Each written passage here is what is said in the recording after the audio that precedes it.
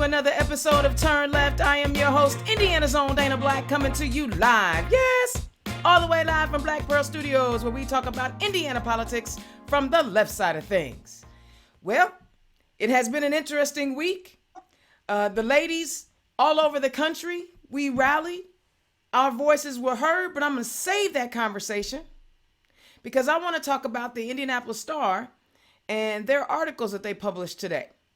There are a couple articles that they published in reference to how the processes work in our state. More specifically, I want to speak to the article that was published called One of Those is Room for Mischief, Inside the Secretive Process to Fill Vacant Seats Without Elections. And they go on to talk about how Congresswoman Spartz has her brother-in-law was running for Noblesville Council, and because there are not enough precinct committee people who run for office, he was elected with just a handful of precinct committee people.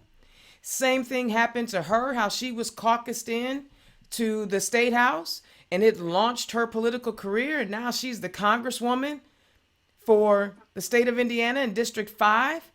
So the first election she actually won was a couple of years ago. She hadn't actually won an election where people were voting in. And I read this article because a couple of my buddies are actually, they were commented in there. Josh Peters, who used to be our Marion County executive director for the state party or for the county party, and Carla Lopez, who ran for a council seat. A couple of people that I'm familiar with, and they provided their input on what they think the process is. I know that a lot of people don't like slating.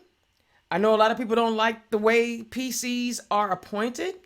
I, for one, wasn't elected. First, I was appointed PC by then Joel Miller, who was the party chair in Marion County when I was living up in District 88. And then I ran and became an elected precinct committee person, but because I ended up moving, I had to vacate my seat, and I reached out to the county party thinking that I too would be appointed again, but I was not. And I know that I had submitted my paperwork in a timely manner, but it didn't happen. Now, am I upset about that? No. I would have loved to have been appointed PC, but I also I'm fully aware that it's at the chairperson's prerogative on whether or not they appoint somebody.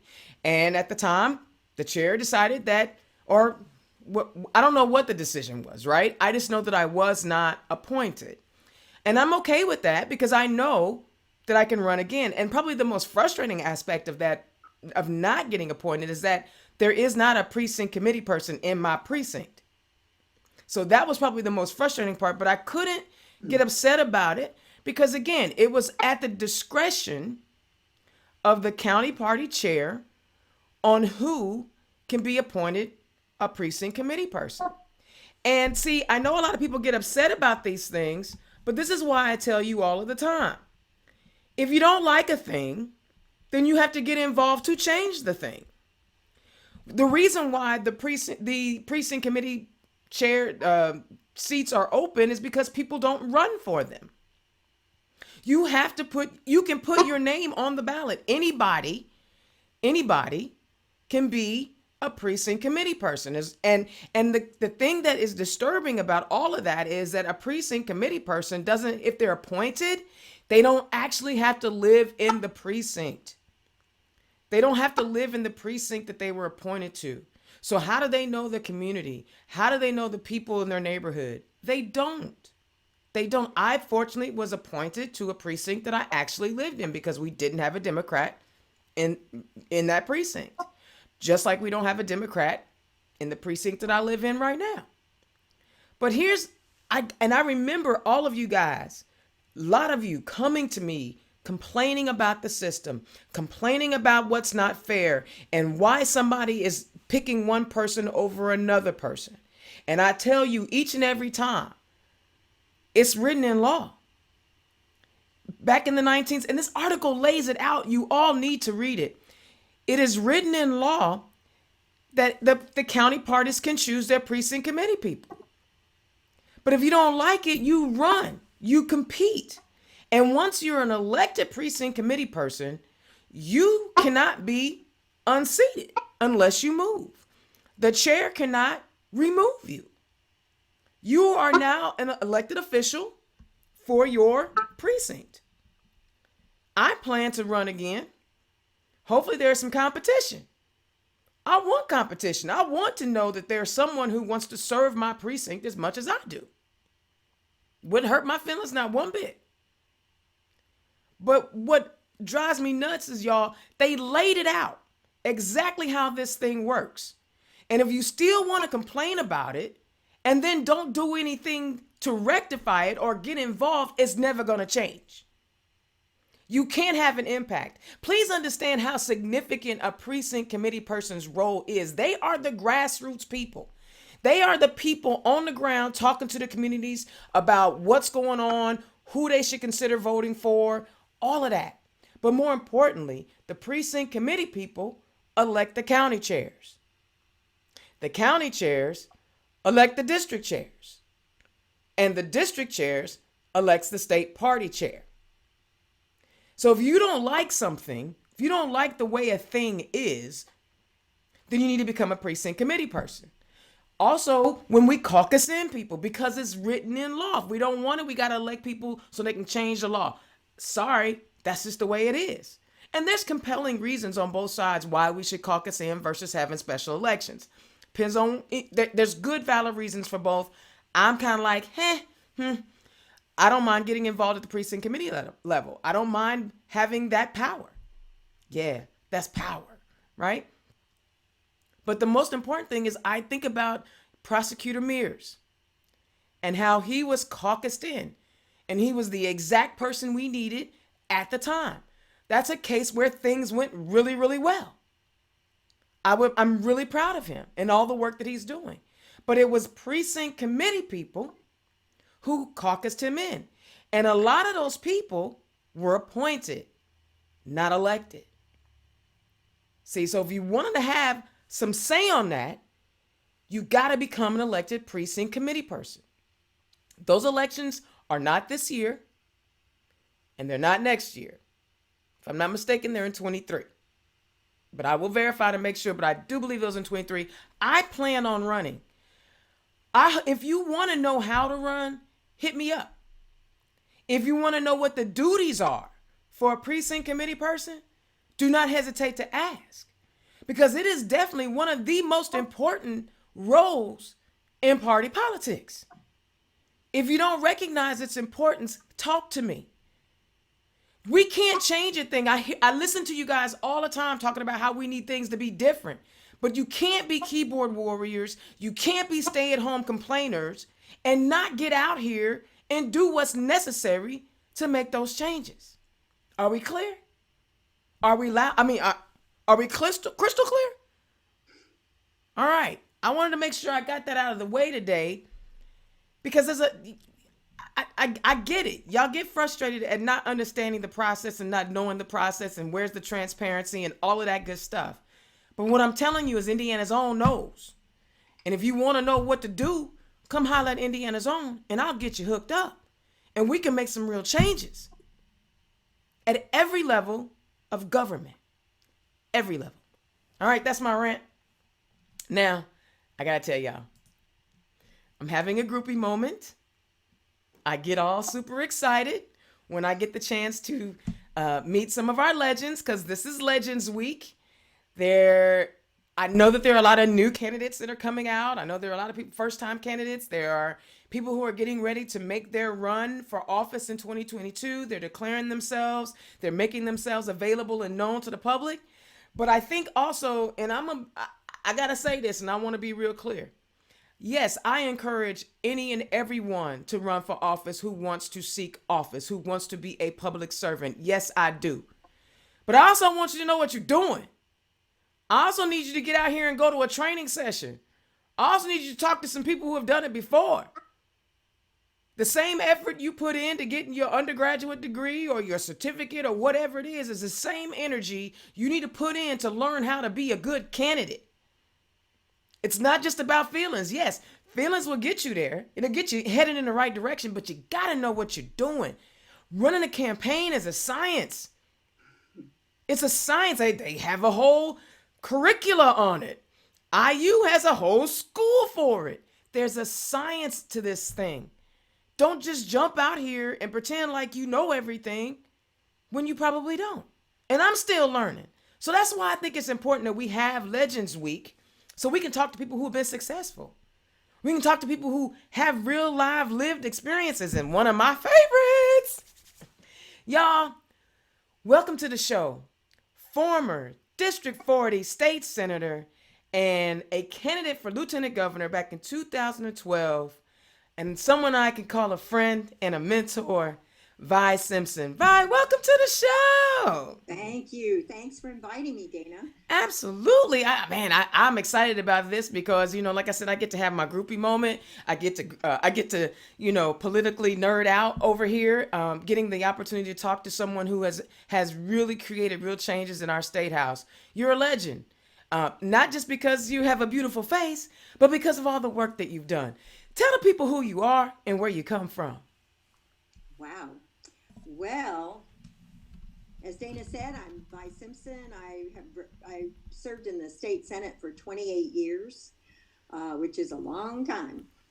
Before that, I was the Monroe County auditor. That's Bloomington, for those of you who don't know all the counties. And before that, I was a volunteer in other people's campaigns and have many, many years of activism under my belt on environmental issues, women's issues, civil rights issues of all kinds. So I was born and grew up in California. Came to Indiana as an adult, but a young adult. And so I'm a Hoosier now, and I hope I've earned the title of Hoosier. And Definitely. As I said, after 28 years in the state senate, decided I was asked to run for lieutenant governor, and I did so with John Gregg. I think we made a great team, came very close to beating Mike Pence, but we didn't. And I couldn't run for state senate at the same time. It was time for me to move on, and give other people a chance to have that wonderful experience in the state house. So what have you been doing since you left? Mostly volunteer things. I seem to be really busy. I just, I'm on several boards, commissions, those kinds of things. Do a lot of local things, like the Community Foundation of Monroe County and Bloomington. I recently was chair of the board of managers for the Indiana University Alumni Association, which was great fun. And I'm still on that board. But mostly I spend a lot of my time on working toward building the bench for Democratic Party in the future, particularly young women who I hope I can help inspire and recruit and help train and support them along their journey into public service. I love it. And you've been advocating for women in politics for a long time. This is not new for you. Yes, a long time. I know that you and I, right before the show, we were talking about Texas and SB 8 and the judge blocking that law, the enforcement of that law. Right. Basically saying, yeah, dog, you trying to just pass the buck off to regular citizens. That's not cool. You still liable, and you're still, impeding on a woman's constitutional right to seek reproductive health. What are your opinions on this? Oh my. Well, a couple of lessons. First of all, the judge today in today's decision issued an injunctive relief so that the law cannot be implemented in Texas. But I don't want anybody to think that's a great success. It's really not. They're going to appeal to a district court of appeals that is very conservative, and may or may not overturn the injunction that the court provided today.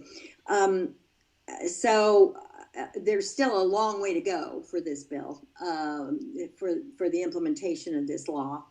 But there are some real lessons to learn. I think they found the so-called anti-abortion folks have found a way to, they think they have found a way to get around the constitutional right to privacy that the Supremes have found. And I think that there are several states, maybe as many as 12 or 13, maybe more, that will have legislation prepared and ready to go, depending on what the courts do going forward. So this is just the Texas, in my opinion, is just the first step in what is going to be a huge battle between those of us who believe that the law ought to accommodate a wide range of diverse opinions on when life begins, and those who believe that they should put on the rest of us their own religious beliefs. And I think that really is basically the arguments. If you boil them all down to simple arguments, I think that's really the argument. Yeah, absolutely. And so there's a long battle about to rage in this country on this issue.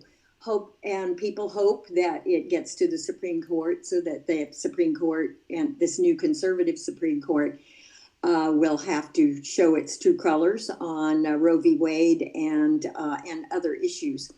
But then there's a final lesson that I do want to mention, and that is that I've said for years when we had these battles in the Indiana General Assembly, and sometimes there were just a very few of us, sometimes just one or two, who would stand up at the microphone and fight to keep laws, restrictive laws, from being passed that impose or interfere with women's constitutional rights to reproductive health.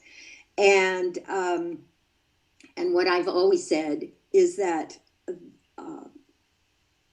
they will keep pushing. They will keep pushing and pushing and pushing. Women my age fought these battles in the late 60s and early 70s. We fought these battles and we won many victories, but we have to be vigilant. It's one of those things that just a decision here, a new law there, can strip away the rights that we fought so hard for in the 70s. And so I think a lot of times young women take some of these rights for granted because they've always had access to birth control, for instance. They've always had access to a credit card. I can't imagine a woman going off to college today without their Visa card, I just can't imagine it. There was a time when we couldn't get our own credit cards. Couldn't buy a car in my own name, even though I was employed, without a man co-signing the loan for me. There was a time when I couldn't access birth control pills without my husband's okay, without my husband's permission, and as a single woman, you couldn't get them at all. And so we never want to go back to those days. But ladies, ladies out there, if you are not vigilant, if you are not willing to hit the streets, if you are not willing to fight, you can lose those rights. Absolutely, because even though the Texas, got blocked for now, there's still the Mississippi case. There is the Mississippi case. And in many ways, the Mississippi case is very different and maybe more dangerous in terms of Roe v. Wade. Because there's so much wrong with the Texas statute in it. We could talk all night on that, but it creates a vigilante force of citizens who can sue everybody. And I'm still trying to crazy. It's just craziness. The Mississippi law, it could be more dangerous in terms of the of perpetuating or keeping Roe v. Wade and the force of Roe v. Wade in the Constitution. So the important thing, I think, and the important lesson is for all of us to be very aware, to keep up to date, be vigilant, and be ready to fight, because it's going to be a fight. And one of the thing about the abortion rights issue, and see, I like to frame it again. It's about choice. It's my choice about my body. Right. These type of bills, these types of legislation can seep out into other areas. We see where there's this wanting to control. It's about power. It's not about, it's really about me taking control over a woman's body and her not having autonomy over her body. But that seeps out in other legislation. We see that in voting rights. We see that in the anti-trans bills that are coming out. That same idea that we know what's best for you and we're going to legislate it. Yes. Yes, and it does seep out into other areas, and it's all part of this imposing one's religious beliefs on others. When in fact, in my opinion, the law should allow every different religious beliefs. This whole notion about abortion, and I've said for years, this argument really isn't about abortion. It's about contraception. It's about birth control, because if you determine through statute when life begins, to begin at fertilization, without getting into all the science, eliminate several forms of birth control. And so this is it. This whole argument of abortion is partly messaging. It's partly messaging, because nobody wants an abortion. Nobody wants laws that say abortion. We all line up and say, "Yay, abortion! I'm going to go get one tomorrow." Nobody does that. But because of health reasons, because of health of the fetus or health of the mother, or because of economic circumstances, or whatever your circumstances are, abortion is just part of the whole spectrum of reproductive health options. And one of this whole argument about when life begins is the thing that we need to really be careful of. Right. There are a lot of religions, many, that believe life begins at birth. Well, and the other thing is, not you can hear a heartbeat, and not when when there is viability, but when birth occurs and the infant then takes that first breath. That's when life begins for a lot of people. Yeah. The law needs to provide those options for the people who believe that. Otherwise, you're imposing your own religious beliefs through state law or through federal law on everyone. And that is something we must avoid at all costs in the United States of America. Yeah, and I also think the other thing that people aren't talking about, I mean, especially when it comes to the conspiracy theorists on that other side, and we're going to get to them in just a minute, is the idea, right? is the idea that if I can if I can legislate who can't have an abortion and must have a baby, then that means I can also legislate who can't have a baby and must have an abortion. If you can legislate one side of it, that means you can legislate the other side of it. And nobody is talking about it. Now, I know, there are those on the right who always want to go back to the beginning of Planned Parenthood and the eugenics and all of the things that Homegirl was horrible about. But I also remind them, well, you know what? The United States of America started with genocide and enslavement of black people. Should we just discount that one too? They don't want to go there. They always want to stop at, Planned Parenthood and its inception, right? And its atrocities. But the point that I always make to them is that everything evolves. Just like, in the United States, we say that we do not want to commit genocide, and we say we don't want to enslave brown and black people, then we must also understand that Planned Parenthood has changed, and it's about protecting the woman's health. And again, if you are in a position where you can decide whether or not she must have a baby, then you are also in a position to decide that she can't have a baby. And if you, who gets to decide that? If what if someone has a mental health issues? Are we saying they can't reproduce? Or what if somebody has physical issues? They can't reproduce? See, and it's two-sided in my opinion, and I don't understand why nobody is talking about that aspect as well.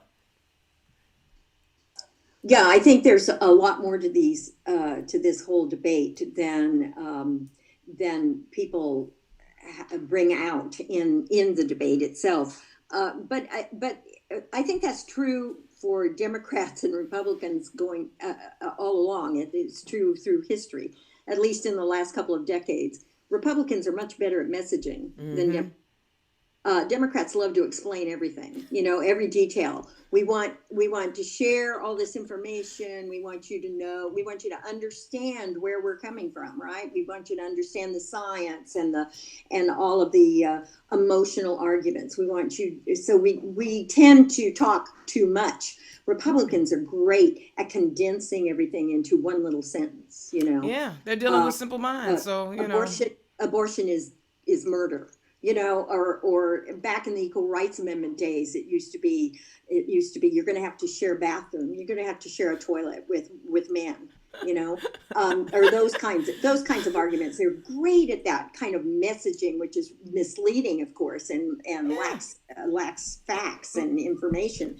But they're better at it than we are, and that's one of my complaints about Democrats going forward is we've got to get better at messaging. I agree 100%. But you've been on the front lines. You've been in that state house, and you've had to. I mean, listen, you were around for RFRA days. You were, you've been in those fights. Tell us, how is it? Congressman Carson is really good at this, and I applaud him every time we get a chance to talk. Isn't he wonderful? Oh my God, he's the best.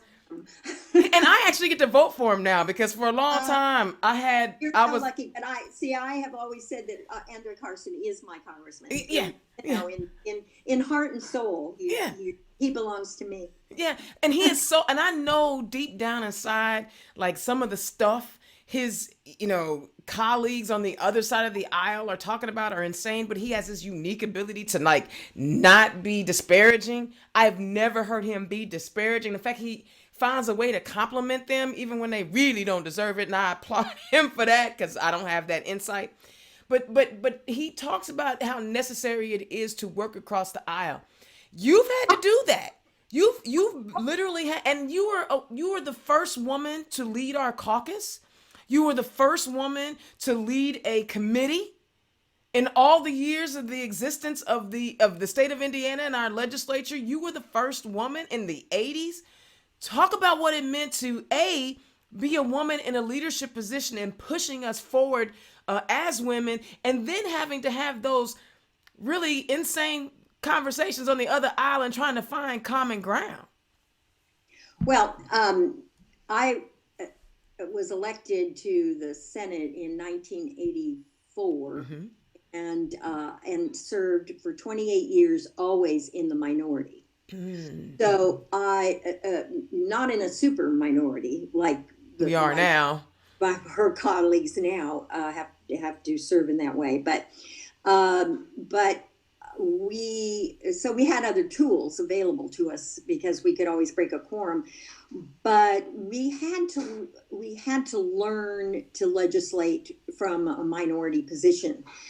All of us did, and whether we were in the House or in the Senate.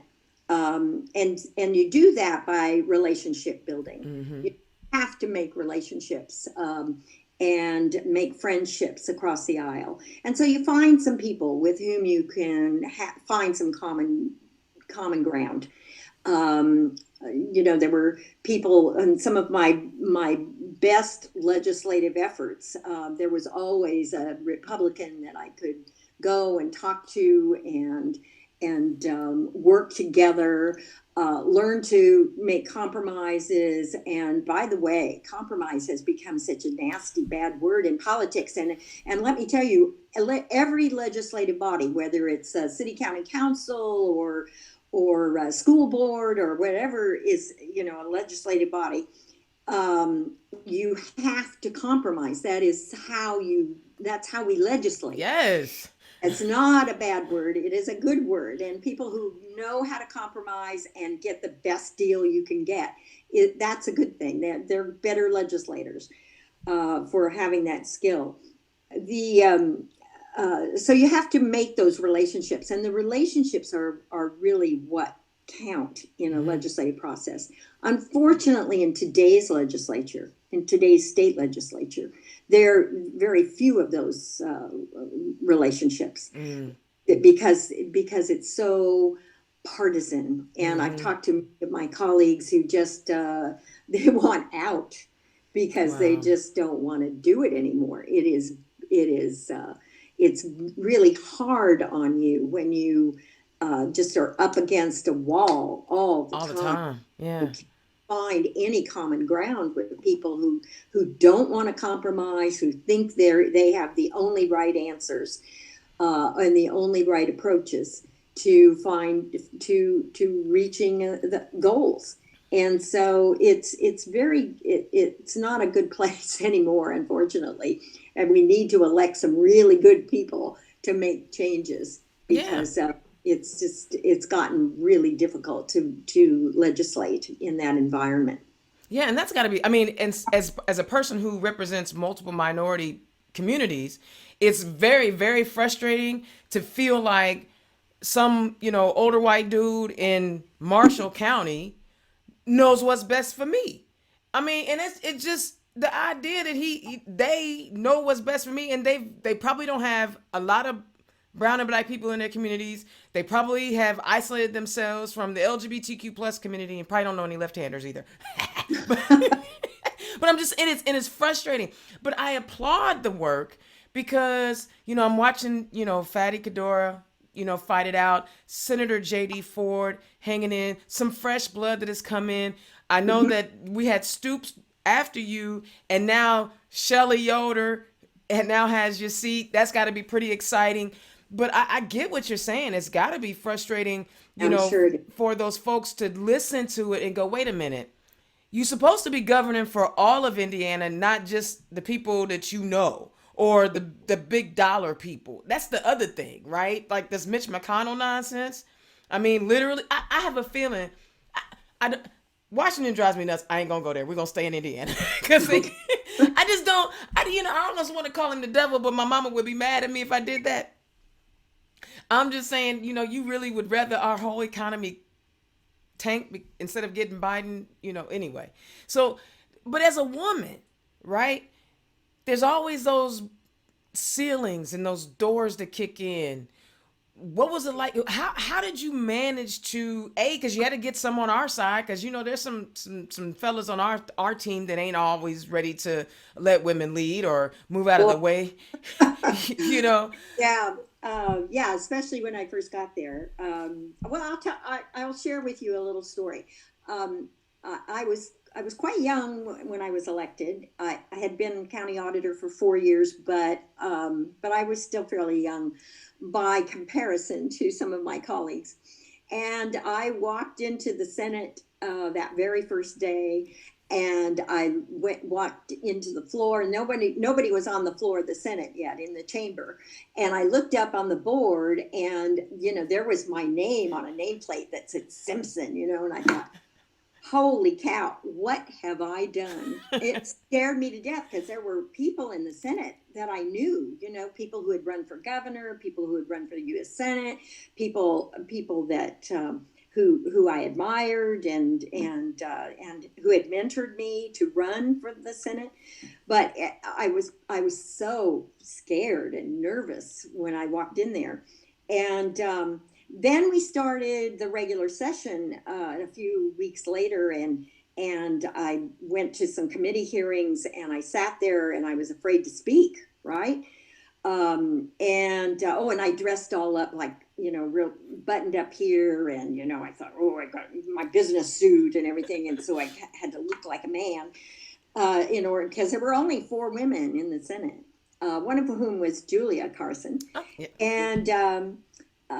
and so I was afraid to speak. Well, then I started listening to some of these people and they'd talk and they'd present their legislation and they'd ask questions. And I thought, wait a minute, these guys aren't any brighter than I am, for heaven's sake. I can do this job. And the truth is, everybody can do this job.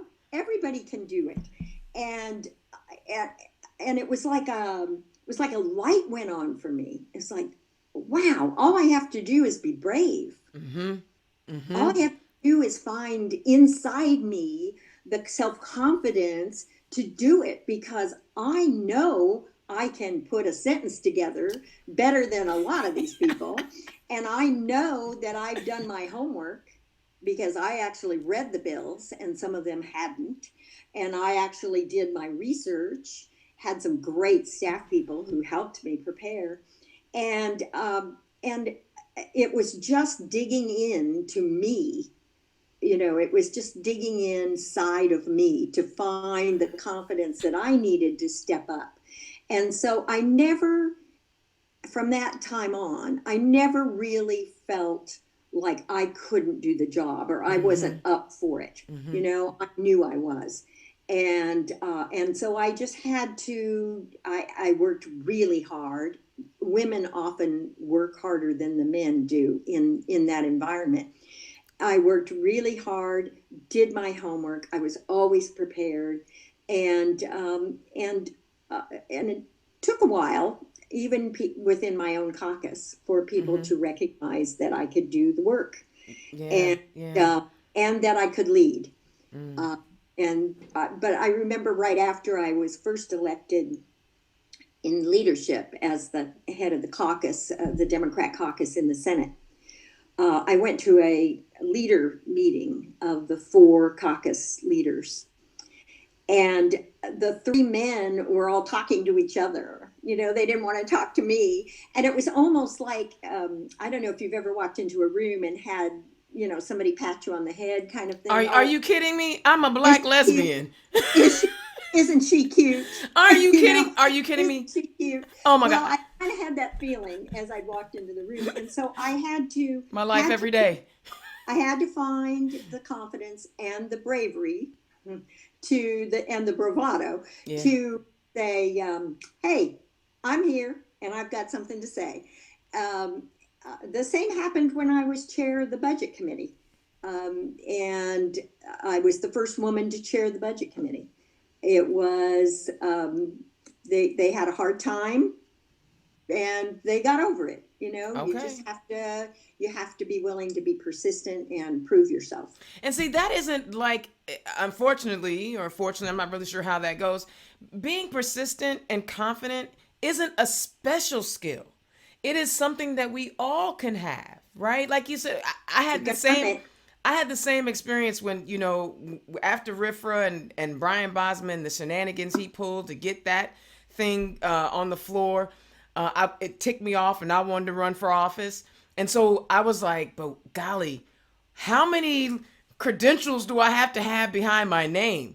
And so the first thing I did was go to the state constitution. Oh, that says all I need is this. And all I need is that. And literally it was all about residency. It had nothing to do with your intellect, your education level. It was none of that.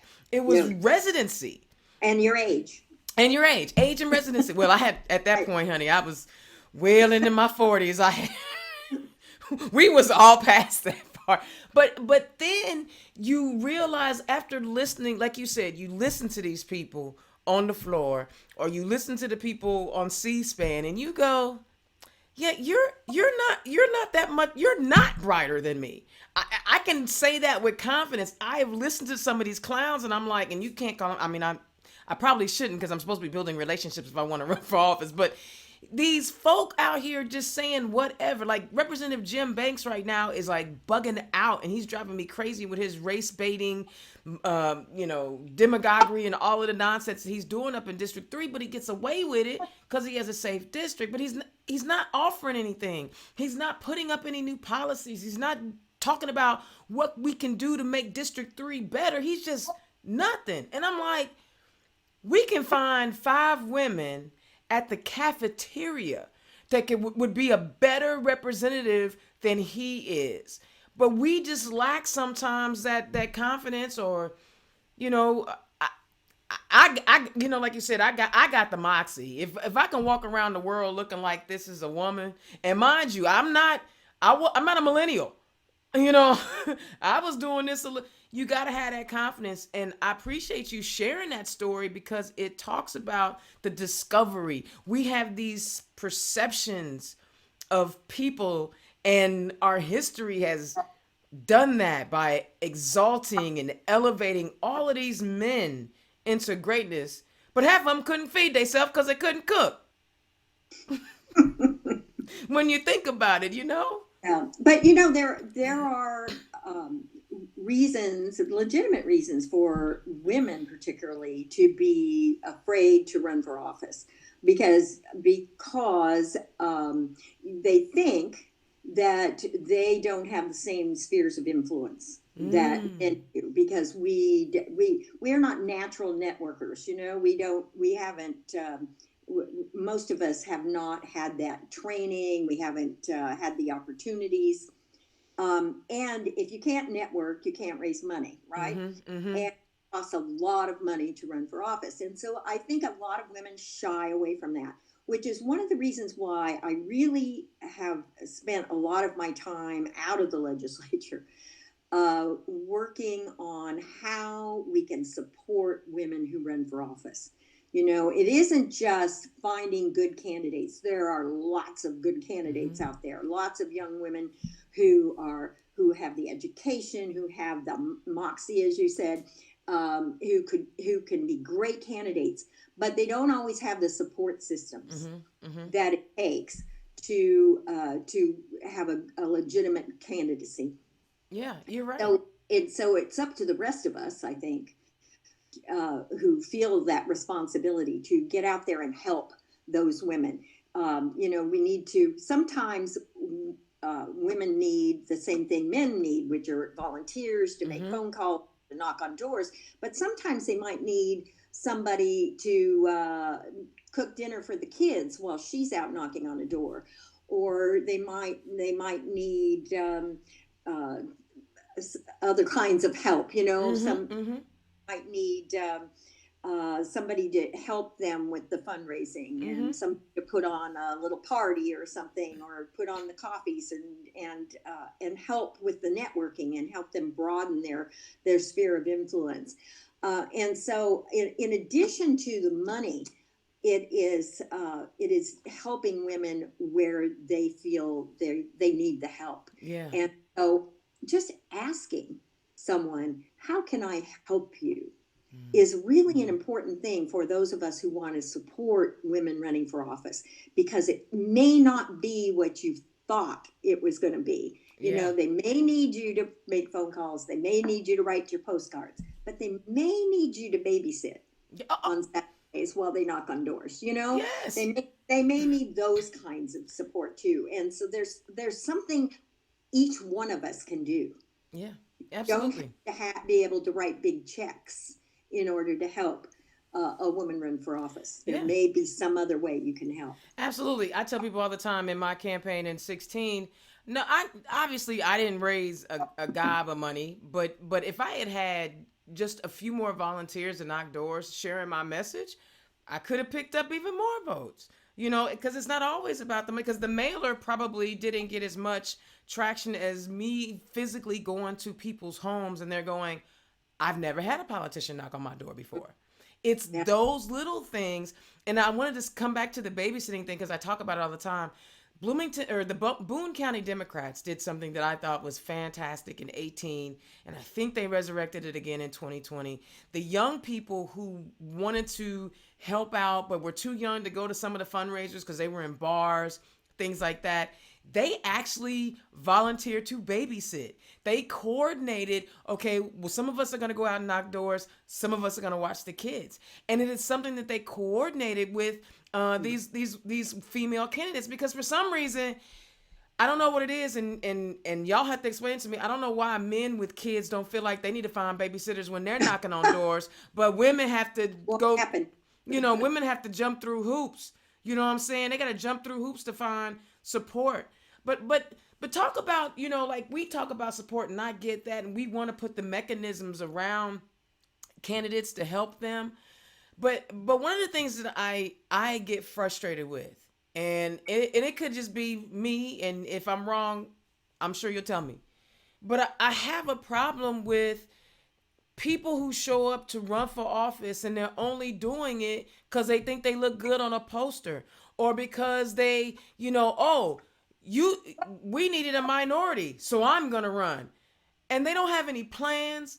They don't have any initiative. They just want to do it for the notoriety. And how do we weed those folks out? I mean, and I know I sound bad when I say it, because it's like, who am I to pick and choose?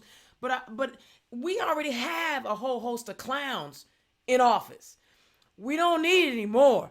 We need people who are committed to doing right by Hoosiers and improving lives. How do we encourage those that have the moxie to run, to get the training and get the knowledge that they need to be successful? Well, I think that's the answer to what was driving you crazy, and that is because once you say, okay, we want people to run, so people come on, people run, and then they do, and then you don't like them because they didn't work hard enough, or maybe they didn't know what to do. Mm-hmm. Maybe they weren't maybe they felt like they could be a good candidate, but they really weren't up to speed on all the issues. Mm-hmm. And so again, those are people that we could help. We can Okay. help. I'm going to tell you about the organization that we started in Monroe County, because you mentioned Monroe County. And we have a group called the Democratic Women's Caucus that Oh is yeah. it's separate from the party, uh, because it's a political action committee, and we only support women. Mm. And of course, the party can't be in that position. So we wanted to be separate from them, which caused a few hard feelings, Of I will say. course. Of course But it did. what we try to do with that organization is we want to recruit, and then we train. We take a lot of old people like me who have been through the wars, and know a thing or two. Plus, we introduce them to professional trainers. We give them all the training on issues, on being a candidate, on the things you have to do, how to raise money, how to give speeches, how to participate in a debate, those kinds of things. We give them the training. We give them all the support that they need as a candidate, and we raise money for them. And so we have a very intensive endorsement process that we put them through, not because we're mean, but we want them to know how to write a campaign plan, and they have to do that in order to be endorsed by us. We want them to have a fundraising plan and know how to write a budget and all of those things. So we have a pretty intensive process. We've made mistakes. We've been Mm-hmm. around for about 15 years, but we have a lot of successes too. And once we started raising money and having some successes, I can tell you that we got some pushback from some people who didn't like what we were doing. But we've been very Shocker. successful in Monroe County, and there are other counties now that are starting to talk about doing it. Brown County, St. Joe County, I think Terre Haute, Vigo County, and a couple of other counties have started thinking about doing this, Mm-hmm. because they're tired of male candidates feeling entitled. There are wonderful male candidates. I don't want to say that there aren't, and Of course I there and I are. support them. I support them myself, but we don't have enough women in the legislative process. And does it make a difference? You bet it does, because we have different life experiences, right? Exactly. We have different relationships. We know family differently than men know family, Mm-hmm. just because our roles are different. And I love to tell this story, and if you've heard it, I'm sorry, but When right after I joined the budget committee, and we were sitting around, and they do have these little secret rooms. There's no cigars anymore, but they are these secret meetings of the budget committee, and they sit there and they go through every line. And anyway, we were going through every line on this budget, and budgeting is my forte, so I feel real strong on it. But they got to this place where it was like childcare. It was I think it was Title 10 or Title something or other. I've forgotten, but it was childcare, federal dollars that were matched by state dollars and could be used to subsidize childcare. Mm-hmm. And we needed to find some things to cut. And my three colleagues said, well, maybe we could cut the state funding here and just use the federal funding. And I went, whoa. It suddenly occurred to me, not one of these men had ever been a consumer of childcare services. Not that they were bad people. They were all fathers, but they had never consumed it. They didn't know how much it cost. They didn't know how hard it is to find childcare for an infant, or to find really good preschool where kids are taught rather than babysat. Mm-hmm. And so it became so apparent to me how important it was to have a woman with a voice at the table. Yeah. At that particular moment.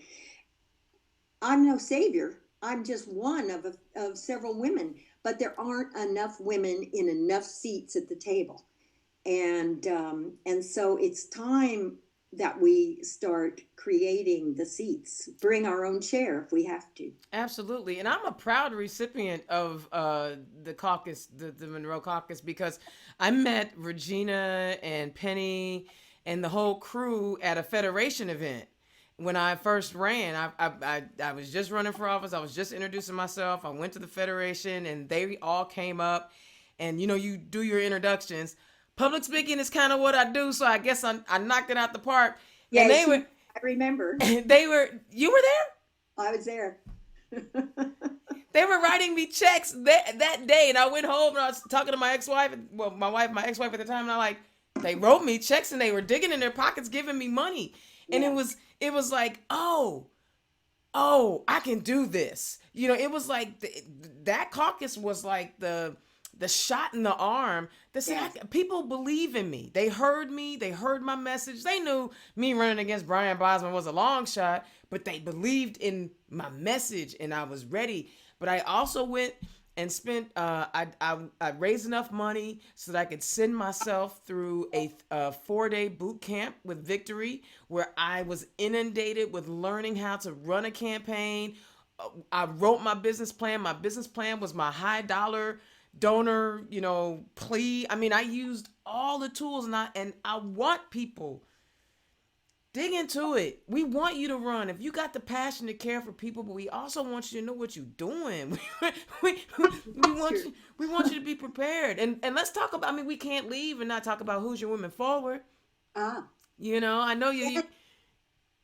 I'm a charter member of Who's Your Women Forward board, and have wanted to create some environment for women to learn how to learn all the betterment skills, the self-improvement kind of skills. Can I be a better public speaker? Can I learn better research skills so I can teach myself issues? How do I be a leader, whether it's in a political setting or in business or wherever I happen to be? How can I be a better leader? And hopefully some of those women will run for office. So we've been going, I think we're on class 4 now. Yeah, class 4. So we've had about 25 women graduate each year. And those women now are all networking with one another and bringing the younger ones up. It's very exciting. Some of them have run for office. Some of them are party leaders. Party leaders. they're all over the place, and this was something I tried to start years and years ago, and it really took the persistence of Leanne. Hoka, yeah. Yes, and some other wonderful women to bring all of that together, and I'm just really pleased with how that's turning out. But they're focused on making women leaders and improving leadership skills across the board, not just in politics. Yeah, Although yeah. to be a Democratic woman to participate, to be selected. But the Democratic Women's Caucus has a different focus Yeah. because it's all about running for office. And we offer those kinds of trainings, like the one you took. And we don't charge anybody anything. And we give them an opportunity, a forum really, to share, to ask questions, and to share their knowledge. We should have you come down and speak to our class I would love to. candidates, so that you can share some of the pros and cons and the wrongs and rights of running for office. I would I love to. I, that. I've been down there a few times to talk to the people. And then, of course, I'm kind of close to one of those elected officials down there. So Yeah, I heard that. I spend a little time down in Bloomington, a little bit. But I think it's important. I mean, and it needs to come from different places. I know that I'm working with IDAC now, since I'm no longer a deputy chair, because there's a different conversation that we have to have with Black people and what their role is. And then I'm also working with the Latino caucus because that's a different conversation you got to have. In that people, we're not, the Republican Party, a homogenous organization. And so like you and I are talking about, we focus on women. We have to be willing as a party to embrace all of the things that we need to focus on. And we are talented enough, right? Because we spend a lot of time explaining ourselves. We're talented enough to do all of that and encourage all of us to be involved. And that's why I led today with the precinct committee thing, because I will never forget. It was interesting, right? It was like there were people on my social media feed who all of a sudden just discovered slating in Indianapolis. Now, mind you, Indianapolis, I think maybe Lake County, Marion County, and Lake County are the only two counties that do it, but both the That's right. Republican and Democrat parties do them. It's not just Democrats. Well, I think St. Joe County used to. I'm not sure they still do. Yeah, and these folks were like shocked and surprised and all upset about the process. And I tell people all the time, learn the process. You can't get mad at a thing if you don't know about it, or when you do find out about it, you're upset about it and you don't do anything. We've got to we have got to make a commitment to ourselves and our future generations to be involved. I love the marching. I think that there is a place for the advocacy politics, but we also need the elected politics. We got to marry the two, right? We got to bring the two together. Yeah. You got to be in the streets, because what's happening in the streets, will dictate and influence the policymakers. But you got to get the right policymakers in office to create those changes that you're looking for. Yeah, it's really important that we participate in, and starting at precinct committee level. I'm really glad you mentioned that, because a lot of we've lost the grassroots abilities or capacity for in committee people. They used to be much more involved. I Yeah. remember a time when I first ran for office, we didn't have computers, and the voter registration cards were on index cards, and they were sometimes they were color coded. And if you were a Republican, you had a pink card, and if you were a Democrat, you had a blue card. But they were all and by precinct, and the really good precinct committee people knew everybody in their precinct. Wow. As soon as someone moved out or someone moved in, if someone moved in, they were at their front door, voter registration materials. This is who we are, just letting you know if you need anything, if you have any questions, here's my phone number, kind of thing. It was that kind of person to person interaction. And I think we've lost some of that. I'd like to see some of that come back. And I know people are busy and they don't have time to do that anymore. But But honestly, that was a beautiful thing to see when there was a really well-run precinct. Absolutely.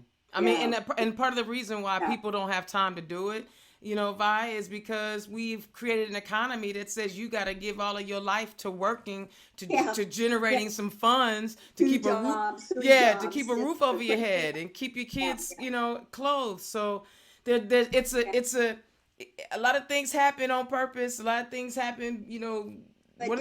don't give up on Nah, activism, nah. because there's only one thing that elected officials fear, and that's when people get in the streets. Ah. There's only one thing that politicians fear, and that's their own constituents. Yeah, yeah. I'm gonna stop right there. That right there is a closing mark. That is just, yeah. They fear us. They Thank do, and we have power. we We have power as constituents, we but got you got to crazy. use it. Got to Got to. use it. All right, Indiana's own Dana Black turned left. Oh my goodness, I just chopped it up for a whole hour with the great one, the legend, Vi Simpson. She was dropping nuggets. I hope you pick some of them up, put them in your pocket, because there's a lot of knowledge here. We will make sure that you guys get information about the DWC training when that's going to happen. And if you want to be a precinct committee person, you need to holler at your girl. Because listen, let's take it over. We can take over anything we want to take over. If it's the party, if it's the council seats, whatever it is, but we gotta get involved. We can't stay on the sidelines and hope and pray things change. You gotta make those things change. All right, Indiana's own. I will holler at y'all next week. I got another lineup. We are talking about women running for office. I'm gonna have Sarah Vital on next week. We're gonna talk about it. We're gonna talk, because listen, it's gonna be time for people to start declaring. And I would love to see 50-50 split. I mean, there's 51% of the population in the state of Indiana are women. I would like to see a 50-50 split where there's 50% men, 50% women, and we spatter in a whole bunch of, folk of color. Let's make it happen, y'all. So I look forward to ramping up the season and getting ready for the 2022 election. We are booked all the way out until February. I have guests until February, minus the holiday season. I'm not gonna have a show on Thanksgiving. I'm not gonna do it. So you guys make sure you tune in. If you have questions, you have any concerns about anything, hit me up so we can talk about it. And if you like what I'm bringing, please, please, please hit the donate link. Donate to Turn Left, Indiana's Own, so we can continue to bring you this broadcast and inspire you to get involved in this thing we call a citizen government. I will holler at you next week. Peace.